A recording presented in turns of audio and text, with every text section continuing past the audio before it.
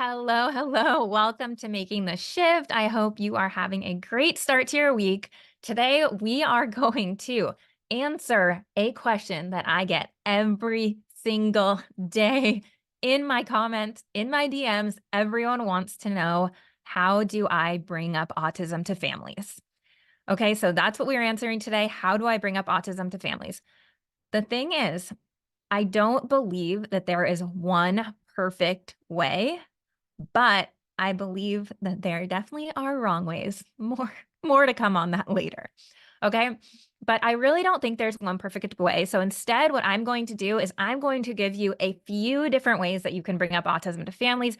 You really need to make this decision based on what you think is going to be best for the specific family, which approach you're going to use. I will tell you, in our clinic, we have tried many, many things over the 10 plus years that we have been open. And when we try to make it a one size fits all approach, where we use the same method to talking to them about autism to every single family, it blows up in our face somehow. So I really don't think that there is one perfect way, but I'm going to give you a few different ways and what the pros and cons and things you might want to consider about each one are. And then you can make the decision of what's best for you and the specific family.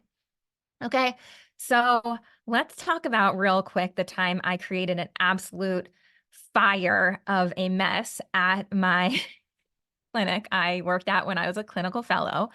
I was seeing this 5-year-old non-speaking boy, had tons of autistic characteristics, hand flapping, lots of just stimming, and I struggled, with engagement and just I had no idea that the family didn't know he was autistic. And I was talking to them one day after a session, and he had been a client at that clinic longer than I had been there. So I just assumed they knew he was autistic. And I started talking, well, this other autistic boy I work with does X, Y, and Z. And the the mom didn't tell me in that moment, like, we didn't know he was autistic. Instead, she wrote this like crazy, crazy long email to the clinic director about how unprofessional I was. And it turned into this whole thing. And then the director of the clinic, the owner, had to deal with it, and it became like a big thing. And then I felt horrible, obviously. Okay. Don't assume family knows. That is the wrong decision to make. Okay. So learn that one the hard way. So another, I actually did the opposite of that at the same clinic soon after. Was that I was like, well, the parents have never told me this kid is autistic, so I'm just going to let them tell me instead of going to them and telling them, because I was so traumatized by my past experience. So there was another family, he was a preschooler, and I was talking to mom, and I was like, okay, yeah, so I don't know. I think I asked if he had a diagnosis or something, which now I see the problem there. But mom was like, then wrote this whole long email to the clinic director about like, how does this therapist who's working with him not even know that he's autistic? That's crazy. She doesn't know his history. And I was like, I just didn't want to be the one to bring it up again. I was so scared after the last time. Anyway, needless to say, I've done a lot of things wrong, but I'm excited to share with you some things that work really well and have worked really well in hopes that they will work well for you too. Okay, so option number one, which I think a lot of us have done, and this is definitely the way that I went about this conversation for a long time, which is I established rapport with the family, established a relationship with them for a while before bringing up autism. Okay. And pro to that is that you have the family's trust, right?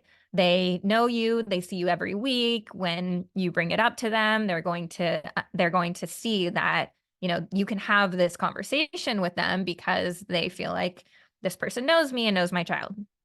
Okay.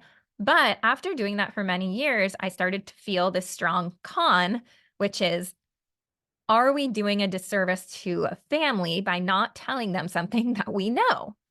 And I would say I still use this method, but very carefully, depending on the family. Like if I really feel like this is the type of family who really needs a strong relationship before they're going to trust me in my opinion, because there have been plenty of times where I've brought autism up and then parents decide to leave the clinic also. And I feel like that's probably happened to a lot of us. But I started to feel like I'm doing a disservice. Like wait lists for evaluations are long, wait lists for therapy are long. Why would I wait 6 months about telling a family something that I knew from day one? Right. But depending on the family and building the relationship, this is maybe something that you want to consider with them. Number 2 is referring them for a developmental evaluation immediately after your first evaluation or your first assessment. So this was something that we did in our clinic for a while and would work really well because it was very easy to refer families. It was very black and white. It was like, okay, well, because your child scored below average on both, this subtest and this one, like expressive language and receptive language, it's really part of our standard procedure to refer you for a developmental evaluation. This will look at these different areas. You might list autism among those areas when you're explaining what a developmental is and telling them, a developmental pediatrician or evaluation will be able to look at the whole child, whereas here we only look at speech and language, and we really want to get a full picture. This was something really easy to recommend to families, especially if their child was just going into school, because we could say, I know he starts school in the fall. I would love for us to be able to get this before then. And that kind of gives it a little bit of urgency as well. So pros to that are it doesn't break your relationship with the family. Parents just aren't offended by you recommending an evaluation because they know it's part of your standard procedure to refer based on the evaluation results. But major con we can find with this one is that sometimes we would send kids to an evaluation and they would come back without a diagnosis. So for our kids where it may not be clear that they are autistic to every person, right? Because not every evaluator is a neurodiversity-affirming evaluator. One evaluator might say, oh, this true story, he makes eye contact, so he's not autistic. Marked that one off of our list of places to get a developmental. But it may depend on the child. If you feel like, okay, I'm sure that if they go for this evaluation, they will come back with a diagnosis, maybe we can send them, right? But I really feel like before they go to the developmental, we really want to take that time, which is what we learned the hard way. We want to take that time to help parents to really understand what it is that we want the developmental evaluator to see.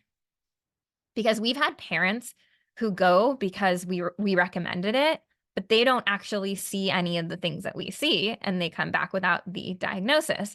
So in the time period between sending them for developmental and then the time they actually have the appointment, so those are really good times to sit down and talk about these different areas that you really want the developmental pediatrician to look at or evaluation team.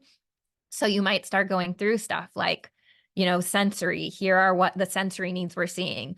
Here's the language development, or, he's a non-speaking child, or he is a Gestalt language processor, and then different things like, you might go through, like, you want to make sure you tell the evaluator that transitions are really hard and that, it's hard for him to sleep and he's not a good sleeper. And you're just kind of pointing out some of those characteristics so that when they get to the evaluation, that parent is like, yes, these are the things I want to talk to you about. These are the things I want you to look at. So that's a major, that's very important if you're going to go that route, to make sure you're helping parents understand what it is that they need to see. Obviously, the con there is that you're still ultimately putting off this conversation of bringing up autism. But for some families, it just may not be the right time, the right place. You may have not built the relationship where you're ready to have that conversation for whatever reason. And this might be that route that you want to go and just kind of softly bring it up, or you could bring it up while you're waiting for the evaluation. So the con is that kids might come back without a diagnosis if that's not done correctly, of course. Okay, so another thing that we started to do in our clinic, which we still use this method depending, is we include an autism characteristics checklist as part of our intake process.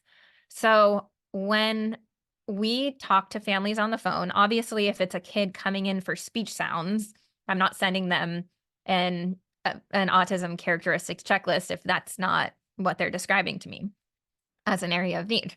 We actually have plenty of our kids who are autistic, but don't need therapy for or whatever. Okay.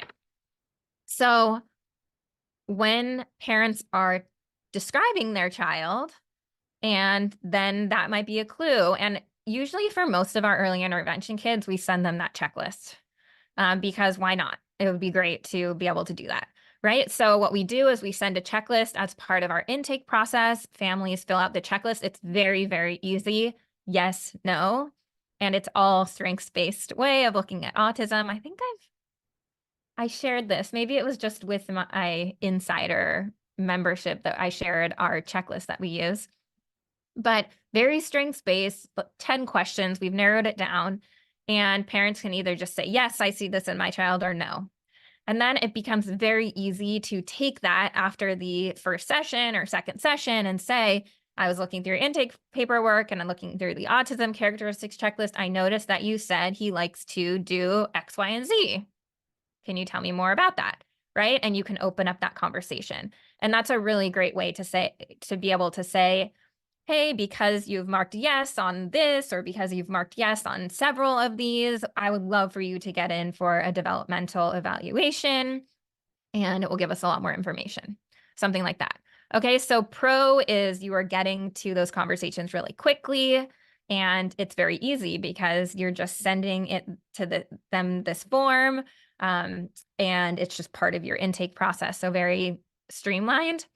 But the con is that can and has occasionally turned some families off. So we have had some families who, and this was before I was doing our initial phone calls. So this might be easier for therapists to do rather than if someone else, like a front desk person, is having these conversations, depending on their experience level. But since I have been doing these phone calls myself, I have not had this problem. But in the past, we have had some families who are like, why did you send me that? And get very upset about it. And then, either not want to do it or not want to continue with us just because we sent them that form.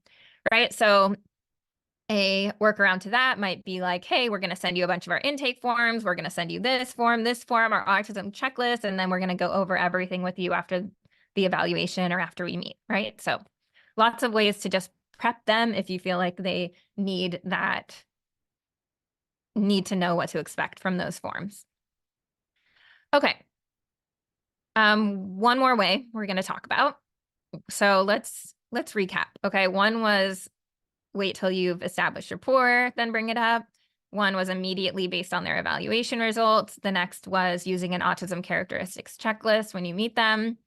Number 4 is, and this could be done at any time, doesn't matter if it's in the beginning or, later in therapy, whenever you feel like you can, is be able to point out characteristics that you see, use declarative language, ask reflective questions, and see what you can get, see what the parent offers you.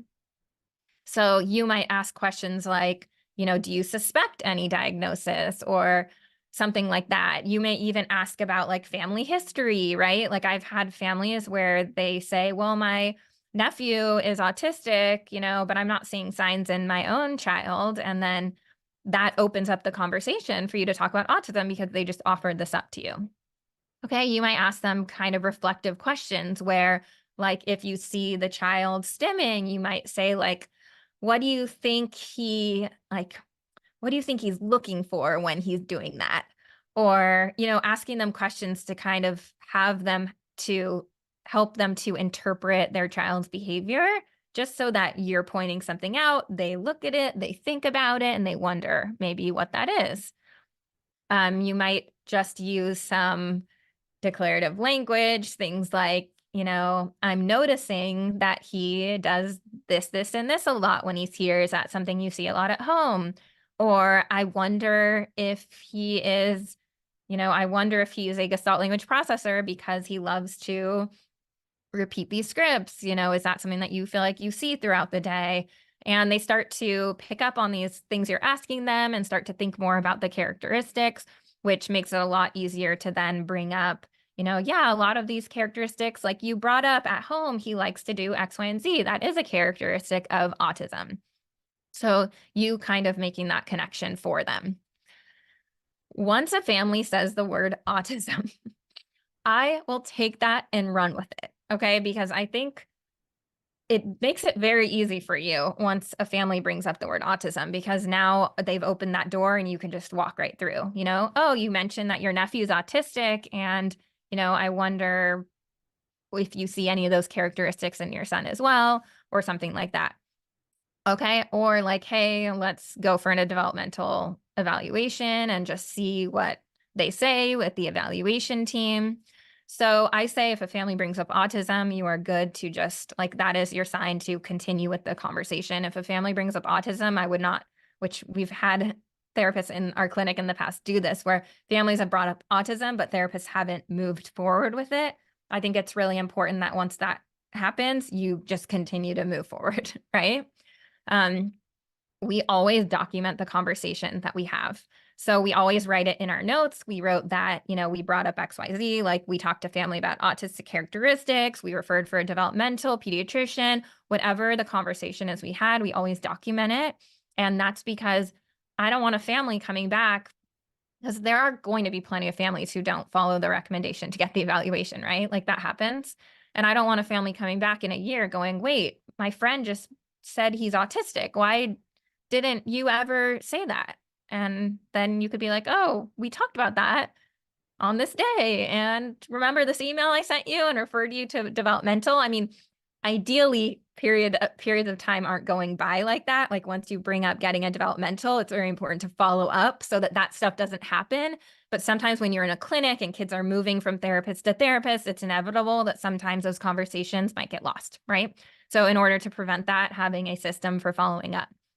So I always document the conversation, always email the family with the referral and recommendations for evaluators. So as soon as we say, we would love for you to get a developmental, we email them that day. We say, here's a summary of what we talked about today. Here are the places where you can get a developmental.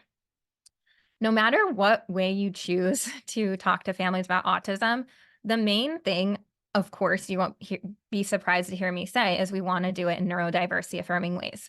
We do not want to go into that conversation shaking in our boots and scared to talk to families about it. But I know if you're like me, you have been like that in the past, where you're like, I'm scared because I don't know how the family's going to react. And it's just a lot for us as professionals to be able to bring up that conversation. Okay. But I'm telling you, you need to eliminate that thought from your head. This is not scary. It does not have to be scary. And the thing is, when you go into this conversation scared to have this conversation, you are showing parents that this is something that they should be scared of. And that is not what we want for our families. We don't want to come in there like, oh my God, I think he might be autistic. And I'm so sorry to tell you. And you can validate them. You can say, I know this is so much. We're here for you, whatever you need. You're doing all the right things. You're here, you're supporting him. We have so many incredible resources for you. Like validate the parents, support the parents, but we don't want to be afraid to have this conversation and if you can make that mindset shift in your head where you're like, autism is not a tragedy. Autism is not something that's meant to be fixed. And instead you are thinking like, I'm presenting to this parent, your child has this neurotype. And now that we know that, we're going to understand so much more about the way they learn and the way they communicate. And this is so exciting because now we will be able to help them even more because we are going to better understand them. And ultimately, that's why we are looking for the diagnosis anyway, is to validate the child's needs and be able to better support them and help them to then grow in their identity as an autistic person. So I hope this is helpful. I can't wait to hear. I know a lot of you probably have similar stories to what I shared today, but I think that go through these different approaches, think specifically about the families that you have in mind, and then you can, and maybe it's a mixture of a little bit of each of these, but I'm telling you, we've been having this conversation in our clinic with families for many, many years. Those stories of the crazy, scary things happening are few and far between. Majority of these conversations are successful, and that's because we are doing what the family needs to feel supported. So I hope that this helps you, and we'll see ya on the flip side.